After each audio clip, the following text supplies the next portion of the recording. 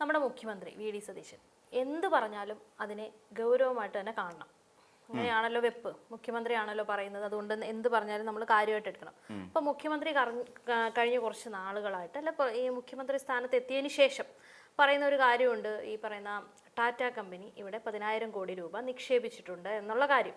പക്ഷേ ടാറ്റ എന്ന് പറയുന്ന കമ്പനി ഇതിനെ പൂർണ്ണമായിട്ടും നിഷേധിച്ചിട്ടുണ്ട്. അങ്ങനെ ഒരു ഇൻവെസ്റ്റ്മെന്റ് ഇവിടെ നടന്നിട്ടേ ഇല്ല എന്നും അങ്ങനൊരു സംഭവമേ നടന്നിട്ടില്ലെന്നും പറയുന്നുണ്ട്. പക്ഷെ മുഖ്യമന്ത്രി അത് തിരുത്തിയിട്ടൊന്നുമില്ല. അതിപ്പോഴും വാർത്തകളിലും ചർച്ചകളിലും ഒക്കെ നിറഞ്ഞു നിൽക്കുന്നുണ്ട്. അതായത് നേരത്തെ പറഞ്ഞ ആ ഒരു സാധനം ഞാനങ്ങ് എടുക്കുകയാണ്. കാര്യം അത് വേണ്ട. മുഖ്യമന്ത്രി പറയുന്നതെല്ലാം നമ്മുടെ മുഖ്യമന്ത്രി ആയതുകൊണ്ട് അംഗീകരിച്ചു കൊടുക്കണമെന്ന് ഒരിക്കലും അംഗീകരിക്കണമെന്നല്ല, നമ്മൾ ഗൗരവത്തിൽ എടുക്കണം. എന്തിനാ ഗൗരവത്തിൽ എടുക്കുന്നത്? ഈ കഴിഞ്ഞ എന്തിനു ഗൗരവത്തിൽ എടുക്കണം? പിന്നല്ല, അതിനുള്ള വാല്യൂ ഉള്ളൂ, അതിനുള്ള വിലയേ ഉള്ളൂ. അല്ലാതെ അതിനപ്പുറത്ത് അത് ഗൗരവത്തിലെടുത്ത് വലിയ നമ്മൾക്ക് എന്തോ ഇതിൽ നിന്ന് പുഴുങ്ങി കിട്ടാൻ പോകുന്നു എന്ന് പറയുന്ന കാഴ്ചയിലൊന്നും നമ്മൾ എടുക്കരുത്. സീരിയസ് ആയിട്ട് പറയുകയാണ്. ഈ അദ്ദേഹത്തിൻ്റെ ഒരു സ്വഭാവമുണ്ട്. വി.ഡി. സതീശൻ എന്ന് പറയുന്ന ഒരു നേതാവിനെ സംബന്ധിച്ചിടത്തോളം അദ്ദേഹം കഴിഞ്ഞ കാലം ഇപ്പോഴും കനകോല് തന്നെയായിരിക്കും ഉപദേശിയായിട്ടിരിക്കുന്നത് എനിക്ക് തോന്നുന്നത്. അപ്പോൾ പിന്നെ തന്നെയല്ല, അദ്ദേഹത്തിനെ ബൂസ്റ്റപ്പ് ചെയ്യാൻ വേണ്ടി കുറേയധികം സോഷ്യൽ മീഡിയ ആൾക്കാരുണ്ട്, ചാനലുകളുമുണ്ട്. നമുക്കറിയാവുന്ന പോലെ നീലക്കുയിൽ പോലെയുള്ള ആൾക്കാരൊക്കെ ഇപ്പം അദ്ദേഹത്തിന്റെ പിന്നാലെ ഉണ്ട്. പൂക്കി അങ്ങനെയാണല്ലോ ഈ പൂക്കി ഉണ്ടായത്. അതൊരു സ്ക്രിപ്റ്റഡ് ആണെന്ന് എനിക്ക് തോന്നുന്നത്. ആ ചോദ്യം സ്ക്രിപ്റ്റഡ് ആയിരുന്നിരിക്കാം. അപ്പൊ ആ റിയാക്ഷൻ, എന്നിട്ട് ആരാ ഈ റിയാക്ഷൻ കൂടുതലിട്ട് ഓടിച്ചത്? ഈ പൂക്കി ആക്കിയത് ഈ പറയുന്ന ആ ഒരു മീഡിയ ആണ്, ആ ഒരു സോഷ്യൽ മീഡിയ ആണ് അദ്ദേഹത്തിന് അത്രത്തോളം ഒരു ബൂസ്റ്റപ്പ് കൊടുക്കുന്നത്. ഈ പിന്നെ ശരിക്കും ഈ ഒരു അശ്ലീല ആംഗ്യം എന്ന് വേണമെങ്കിൽ പറയേണ്ടി വരും. അതൊരു പെണ്ണിന്റെ മുഖത്ത് കാണിച്ചിരുന്ന ഒരു പക്ഷേ അദ്ദേഹത്തിന്റെ ഒരു കേസ് വന്നേനെ. അപ്പം അങ്ങനെ ഒരു ആക്ഷൻ കാണിച്ചിട്ട് പുള്ളി ഇങ്ങനെ പറയുകയും ഒക്കെ ഒരു ആക്ഷനൊക്കെ ഇട്ടു. ആ ആക്ഷനെ ഇവർ വെട്ടി കൂട്ടി അത് മാത്രം ഇട്ട് BGM കൊടുത്തിട്ട് ഇവർ സോഷ്യൽ മീഡിയയിൽ പ്രചരിപ്പിച്ചു. എന്നിട്ട് പിന്നെ ഇൻസ്റ്റാഗ്രാമിലൊക്കെ അത് കയറി വൈറലായി കഴിഞ്ഞപ്പോൾ ആൾക്കാർ പൂക്കി എന്ന് വിളിച്ചു. ഇത് പൂക്കി എന്ന് പറഞ്ഞാൽ പല മീനിങ്ങിൽ ഉപയോഗിക്കാം കേട്ടോ. പല പിന്നെ ഭാഷകളിലും അതിന് പല പല അർത്ഥങ്ങളാണ്. പല വൃത്തികെട്ട അർത്ഥങ്ങളിലേക്ക് വരെ നമുക്കത് ഉപയോഗിക്കാൻ കഴിയുന്ന ഒരു വേർഡാണത് ശരിക്കും. അപ്പം ഈ പറയുന്ന അങ്ങനെ ആയി മാറി. പക്ഷേ സതീശൻ എന്ന് പറയുന്ന നമ്മുടെ മുഖ്യമന്ത്രി ഇപ്പോഴും കരുതിക്കൊണ്ടിരിക്കുന്നത് അദ്ദേഹം ആ പ്രതിപക്ഷ നേതാവിൽ നിന്ന് വിട്ടുമാറിയിട്ടില്ല എന്ന് തന്നെയാണ്. കാര്യം ഞാനിവിടെ പ്രതിരോധിക്കേണ്ടത് CPM എന്ന് പറയുന്ന പാർട്ടിയെയും പിണറായി വിജയനെയുമാണ് എന്നൊരു ധാരണ വി.ഡി. സതീശനുണ്ട്. അപ്പം ഞാൻ എതിർക്കേണ്ടത് അവരുടെ മാധ്യമങ്ങളെയാണ് എന്ന് പറയുന്ന ഒരു സാധനമുണ്ട്. ഞാൻ അവരുടെ മാധ്യമങ്ങളെ എതിർക്കണം. അപ്പം നമ്മൾ അതിന് തുടക്കം പറഞ്ഞു കഴിഞ്ഞാൽ വി.ഡി. സതീശൻ ഇരിക്കുന്ന മാധ്യമ സമ്മേളനം നമ്മൾ പരിശോധിച്ചാൽ മതി. ആ പ്രസ് കോൺഫറൻസ് ഇരിക്കുന്ന സമയത്ത് അതേ 2 മാധ്യമങ്ങളെ തെരഞ്ഞെടുത്തിട്ട് ആക്രമിക്കും എന്ന് പറഞ്ഞാൽ നിങ്ങളുടെ ചോദ്യമായി പരമപുച്ഛം കലർന്ന രീതിയിൽ ആരൊക്കെയാണ്? ഒന്ന് ദേശാഭിമാനി, ഒന്ന് കൈരളി TV-യാണ്. ഇവരോട് പരമപുച്ഛമാണ്. അവർക്ക് ചോദ്യം, അവർ മാധ്യമമാണ്. ഇരിക്കുന്ന ഓരോ മാധ്യമങ്ങൾക്കും, അവിടെ കൂടിയിരിക്കുന്ന ഓരോ മാധ്യമങ്ങൾക്കും ഓരോ രാഷ്ട്രീയമുണ്ട്. ഇവരുടെ ഔദ്യോഗിക ചാനലായിട്ട് പിന്നെ കൈരളി അറിയപ്പെടുന്നു, ഔദ്യോഗിക പത്രമായി ദേശാഭിമാനി അറിയപ്പെടുന്നു. ഇപ്പൊ ജയ്ഹിന്ദ് ആണെങ്കിലും കോൺഗ്രസിൻ്റെതാണ് അല്ലേ? അവർക്ക് പലർക്കും അറിയില്ല, കോൺഗ്രസ്സുകാർക്ക് പോലും അറിയത്തില്ല ജയ്ഹിന്ദ് കോൺഗ്രസിൻ്റെ. അത് വേറൊരു കാര്യം. വീക്ഷണം എന്ന് പറയുന്ന അവർക്കൊരു പത്രമുണ്ട്, അതും പലർക്കും അറിയത്തില്ല. അപ്പൊ കോൺഗ്രസിന്റെ ഔദ്യോഗികമായിട്ട് കോൺഗ്രസ്സുകാർ അംഗീകരിച്ചിരിക്കുക മനോരമ പത്രവും മനോരമ ചാനലും മാത്രമാണ്. അപ്പം ഇങ്ങനെ ഇവർക്കുണ്ട്. അപ്പം എല്ലാ മാധ്യമങ്ങളെ സംബന്ധിച്ചിടത്തോളം മാധ്യമങ്ങൾക്ക് അവരുടേതായ പൊളിറ്റിക്സ് ഉണ്ടാവും. ഈ പറയുന്ന ബാക്കി സ്വതന്ത്ര ചാനലുകളുണ്ട്, ഒരു രാഷ്ട്രീയ പാർട്ടിയെയും ബാക്കപ്പ് ഇല്ലാതെ നിൽക്കുന്ന രാഷ്ട്രീയ ചാനലുകളുണ്ട്. അവർക്കും പൊളിറ്റിക്സ് ഉണ്ടെന്നേ. അവർക്കും ഇപ്പം നമ്മൾ പറഞ്ഞില്ല മനോരമ, അവർ നിൽക്കുന്ന ഒരു കോൺഗ്രസ് പാർട്ടിയുടെ ചാനലല്ല. അവരുടെ മാനേജ്മെന്റിന്റെ പോളിസിയാണ് അവരുടെ പൊളിറ്റിക്സ്. അപ്പോൾ അങ്ങനെ ഓരോ ചാനലിലും മാനേജ്മെന്റ് പോളിസീസ് ഉണ്ട്. അതാണ് അവരുടെ പൊളിറ്റിക്സ് ആയി മാറുകയും ചെയ്തു. അപ്പോൾ എല്ലാവർക്കും ഒരു മുഖ്യമന്ത്രിയോട് ചോദ്യം ചോദിക്കാനുള്ള അധികാരമുണ്ട്, ഇല്ലേ? എല്ലാ മാധ്യമങ്ങൾക്കും ഉണ്ട്. അതിന് ആ മാധ്യമങ്ങളെ അല്ലെങ്കിൽ മാധ്യമപ്രവർത്തകരെ അടച്ചാക്ഷേപിക്കുക അല്ല ഒരു മുഖ്യമന്ത്രി ചെയ്യേണ്ടത്. അദ്ദേഹത്തിന്റെ ശരീരഭാഷയിൽ പോലും അത്തരത്തിലുള്ള മാധ്യമങ്ങളോടുള്ള അല്ലെങ്കിൽ ഈ മാധ്യമങ്ങളോടുള്ള ഒരു അവജ്ഞയും ഒരു പിന്നെ അവഗണനയും ഒക്കെ അദ്ദേഹത്തിന്റെ ആ ഒരു ശരീരഭാഷയിലുണ്ട്. നമ്മളത് മനസ്സിലാക്കേണ്ടത്. അപ്പം അത് ഇപ്പോഴും ഞാൻ നേരത്തെ പറഞ്ഞ പോലെ പ്രതിപക്ഷ നേതൃസ്ഥാനത്ത് നിന്ന് ഇതുവരെ വിടുതൽ നേടാത്ത ഒരാളാണ് നമ്മുടെ മുഖ്യമന്ത്രി എന്ന് പറയേണ്ടി വരും. അപ്പൊ അതിൽ നിന്ന് ആദ്യം മാറുക എന്നുള്ളതാണ് കാര്യം. ജനങ്ങളെ അധികാരം കിട്ടുന്നവരെ വിശ്വസിപ്പിച്ചൊക്കെ കറക്റ്റാ, കള്ളം പറഞ്ഞ് വിശ്വസിപ്പിക്കാം ജനങ്ങളെ. കാരണം എന്താ? ഞങ്ങൾക്ക് അധികാരം വേണം, കള്ളം പറഞ്ഞ് അധികാരം നേടുക. അതിനുശേഷം എന്താണോ ജനങ്ങളോട് പറയേണ്ടത് അത് കൃത്യമായി പറയുക എന്നുള്ളതാണ് ഒരു മുഖ്യമന്ത്രി എന്നുള്ള നിലയിൽ നിന്നുകൊണ്ട് ചെയ്യേണ്ട കാര്യങ്ങൾ ചെയ്യുക എന്നുള്ളതാണ്. ഇപ്പം ഈ പറയുന്ന അതിനകത്തിലെ ഏറ്റവും രസകരമായി എനിക്ക് തോന്നിയൊരു കാര്യം, ഈ മുഖ്യമന്ത്രി ആകുന്നതിന് മുൻപ് തെരഞ്ഞെടുപ്പ് വിജയിച്ചതിന് ശേഷം മെയ് മാസം 1-ാം തീയതി അദ്ദേഹം നടത്തിയ ഒരു യാത്രയുണ്ട്. എവിടേക്ക്? നമ്മുടെ മംഗലാപുരത്തേക്ക് ചാർട്ടേഡ് ഫ്ലൈറ്റിൽ യാത്ര ചെയ്തു. ഇതുവരെ അതിൻ്റെ യഥാർത്ഥ കാരണം ഇന്ന് വരെ ഒരു മാധ്യമങ്ങൾ കിട്ടിയിട്ടില്ല. ആ ചോദ്യം ചോദിക്കുമ്പോഴും അതോടൊപ്പം ഈ പറയുന്ന ആർ വി ബാബു അടക്കമുള്ളവരുമായി കൂടിക്കാഴ്ച നടത്തിയതിനെക്കുറിച്ച് ചോദിക്കുമ്പോഴും ഇപ്പോൾ പിണറായി വിജയൻ മസ്കറ്റ് ഹോട്ടലിൽ ശ്രീ എമ്മുമായി കൂടിക്കാഴ്ച നടത്തിയതിനെക്കുറിച്ച് പറഞ്ഞിട്ട് ആ ചോദ്യത്തിൽ നിന്ന് ഡൈവേർട്ട് ചെയ്ത് കാര്യത്തെ വിടുകയാണ് ചെയ്യുന്നത്. അതാണോ ഒരു മുഖ്യമന്ത്രി ചെയ്യേണ്ടത്?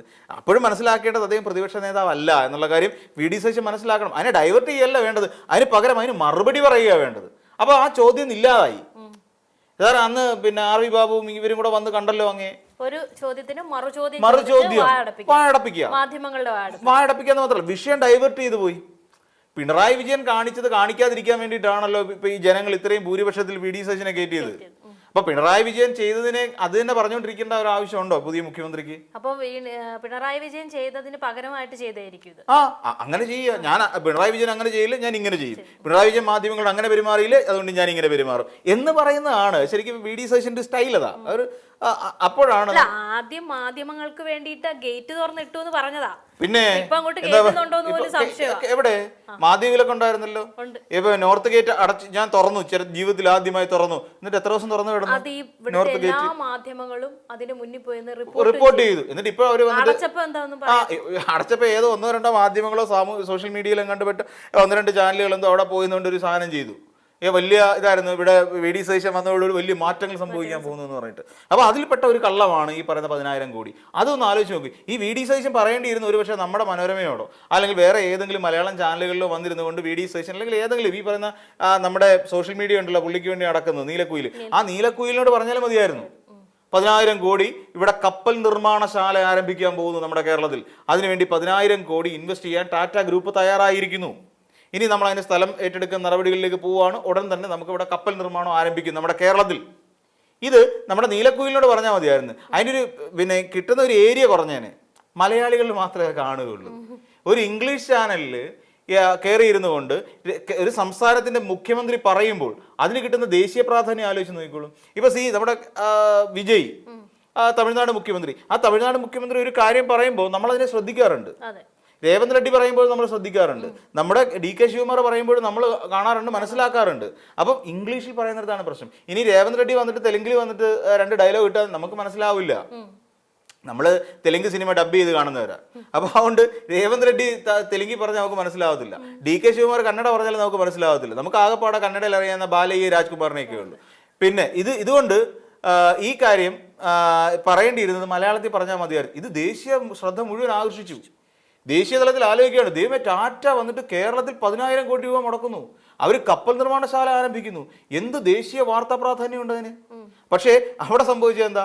ടാറ്റ ഇത് വന്ന സമയത്ത് പുള്ളി ഇത് വെച്ച് കീറുകയാണ്. മലയാളത്തിൽ പല ഏത് മീറ്റിംഗ് എന്നാലും അവിടെ എല്ലാം കയറിയുന്നുണ്ട് പറയും ടാറ്റ ഇപ്പൊ 10,000 കോടി തരുമെന്ന്.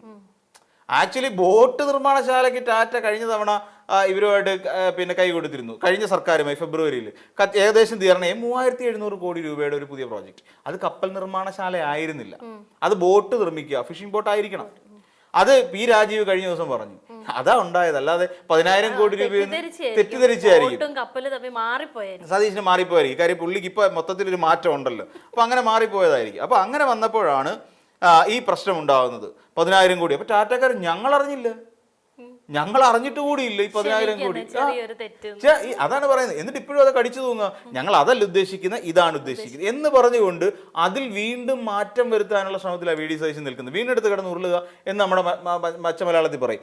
അപ്പം ഈ വി ഡി സതീശൻ ചെയ്യേണ്ടിയിരിക്കുന്ന കാര്യം, ഒരു കാര്യത്തെ പലപ്പോഴും വി ഡി സതീശൻ പറയാറുണ്ട്, ഞാൻ എല്ലാം പഠിച്ചിട്ട് ചെയ്യുന്ന ഒരാളാണ്. എന്തുകൊണ്ട് ഇത്തരം കാര്യങ്ങൾ പഠിച്ചില്ല? കേരളം ഇരുട്ടിലേക്ക് പോകുന്നു, എന്തുകൊണ്ട് കാര്യങ്ങൾ പഠിച്ചില്ല? എങ്ങനെ നേരെയാക്കാം? പഠിച്ചില്ല. ഇന്ത്യ പിന്നെ ഈ നമ്മുടെ കേരളത്തിൽ ഉണ്ടാകാൻ ഒരു വലിയ മാറ്റം ഉണ്ടാക്കണം, അത് എങ്ങനെ ചെയ്യും? എന്തുകൊണ്ട് പഠിച്ചില്ല? ഇനിയും വരാൻ പോകുന്നുണ്ട്, ഓണം വരുന്നു, സപ്ലൈക്കോ ബന്ധപ്പെട്ട് ഇനി അടുത്ത വിഷയം വരാൻ പോവാണ്. ഇനി അവിടെ ആവശ്യ സാധനങ്ങൾ കിട്ടുമോ എന്നുള്ളതിനെ കുറിച്ച് അറിയണം. വിലക്കയറ്റം ഓപ്പൺ മാർക്കറ്റിനനുസരിച്ച് അവിടെ കുറയ്ക്കാൻ കഴിയുമോ? ഈ പറയുന്ന പോലെ റിവേഴ്സ് റെമിറ്റൻസ് എന്ന് പറയുന്നത് ജനങ്ങളെ തെറ്റിദ്ധരിപ്പിച്ചു. എന്താണ് റിവേഴ്സ് റെമിറ്റൻസ്? ശരിക്കും എക്കണോമിക്സിൽ റിവേഴ്സ് റെമിറ്റൻസ് എന്ന് പറഞ്ഞാൽ എന്താ? ശരിക്കും ഈ ഇവിടെ നിന്ന് ചെലവിനായിട്ടുള്ള പണം അങ്ങോട്ട് അയച്ചു കൊടുക്കുന്ന റിവേഴ്സ് റെമിറ്റൻസ് എന്ന് പറയുന്നത്. അതായത് നമ്മുടെ നാട്ടിലൊക്കെ ഉള്ള കുട്ടികൾ പുറത്തെവിടെയെങ്കിലും പോയി പഠിക്കുന്ന സമയത്ത് അപ്പോൾ അവർക്ക് അവിടെ ജോലി ചെയ്ത് ശമ്പളം ഇങ്ങോട്ട് അയക്കുന്നതല്ല പറയുന്നത്, ഇവർക്ക് ഇവിടുന്ന് അങ്ങോട്ട് കൊടുക്കുക, ചെലവിന് കൊടുക്കുക. അതാണ് ഇവിടെ പുള്ളി പറഞ്ഞ എന്താ, ഇവിടെ നിന്ന് ബംഗാളികൾ ഇവിടെ അവിടുന്ന് കൊണ്ടുപോകുന്നു.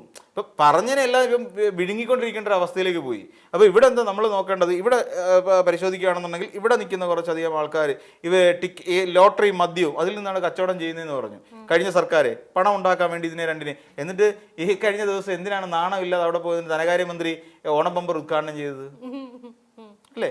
അങ്ങനെയാണെങ്കിൽ അവർ ലോട്ടറി നിർത്തണം. ഞങ്ങൾ കഴിഞ്ഞ സർക്കാർ ലോട്ടറി വിറ്റും കള്ള് വെച്ചോളം നടത്തിയിട്ടാണ് ഞങ്ങൾ പണം ഉണ്ടാക്കിയതെങ്കിൽ ഞങ്ങൾക്ക് ആ പണം വേണ്ട എന്ന് തീരുമാനിക്കാൻ ഈ സർക്കാർ തയ്യാറാണോ? ഞങ്ങൾ ലോട്ടറി അങ്ങ് നിരോധിക്കാൻ പോവുക, അതിൽ നിന്ന് കിട്ടുന്ന പണം ഞങ്ങൾക്ക് വേണ്ട. എന്ത് തയ്യാറാവാത്തത്? ഞങ്ങൾ ബിവറേജ് അടച്ചു പൂട്ടാൻ പോവുക, അതിൽ നിന്ന് കിട്ടുന്ന പൈസ ഞങ്ങൾക്ക് വേണ്ട. എന്ത് ചെയ്യാത്തത് അല്ലേ? ഇതൊക്കെ ചെയ്യണം, എങ്കിലേ കഴിഞ്ഞ സർക്കാർ ചെയ്യേണ്ട തിരുത്തലാവുകയുള്ളൂ. അല്ലാതെ ബ്രീസർ എന്ന് പറയുന്ന കമ്പനിക്ക് ഇവിടെ കൊണ്ടുവന്നിട്ട് പിന്നെ അവരുടെ മദ്യത്തിന് ഇവിടെ നികുതി കുറച്ച് കൊടുത്തിട്ട് കാര്യമില്ല. എന്നിട്ട് പറയാണ് 28% മാത്രമേ ഉള്ളൂ മറ്റേ ശിവാശ്രീകൾ പോലെയുള്ള വലിയ വില കൂടിയ മദ്യത്തിന്. അതും പറഞ്ഞ് തെറ്റിദ്ധരിപ്പിക്കുകയാണ്. അവിടെ തെറ്റിദ്ധാരണ എന്താ? ഇവിടെ കേരളത്തിൽ വരുന്ന മദ്യം വിദേശ നിർമ്മിത വിദേശ മദ്യമാണ് ഇതെല്ലാം.